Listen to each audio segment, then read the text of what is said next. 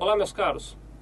Eu gostaria de conversar com vocês a respeito da questão do Vale Transporte, mas de uma particularidade muito especial, que é a questão do fornecimento ou não do Vale Transporte para a movimentação do trabalhador no horário do intervalo para alimentação.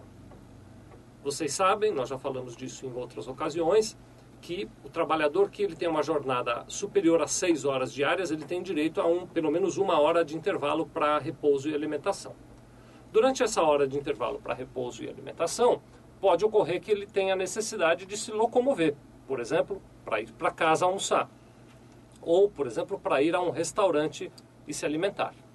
E a pergunta que tem acontecido com alguma frequência é: nessa locomoção daquele trabalhador que sai no horário de almoço e vai até a casa dele almoçar para voltar depois ao trabalho, a empresa é obrigada a fornecer Vale Transporte? Bom, vamos analisar a lei. A Lei 7.418, que é a lei que trata dessa questão do Vale Transporte, ela não fala especificamente sobre o fornecimento do Vale Transporte no horário do intervalo para alimentação. Mas ela diz que o trabalhador tem direito ao Vale Transporte para a locomoção entre a sua casa e a sua residência. Daí nós podemos deduzir algumas coisas. Primeira coisa que pode ser deduzida: se o trabalhador não vai almoçar em casa, se ele almoça em outro local diferente da residência, então a empresa não é obrigada a fornecer o Vale Transporte.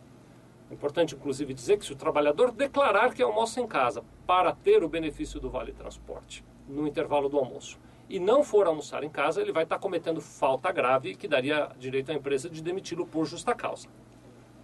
Agora, se o trabalhador de fato almoça na sua casa, há entendimentos que dizem que a empresa deve fornecer o Vale Transporte para que ele vá até a sua casa almoçar.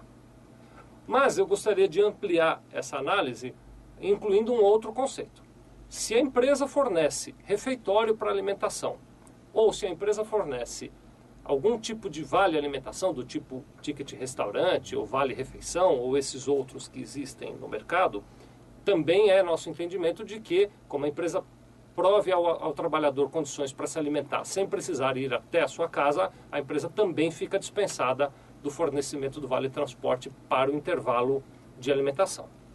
É recomendável sempre que, na dúvida, você procure seu advogado para evitar reclamações trabalhistas no futuro. E também é recomendável sempre analisar o que diz o dissídio coletivo da categoria da sua empresa a respeito desse assunto. Muito obrigado.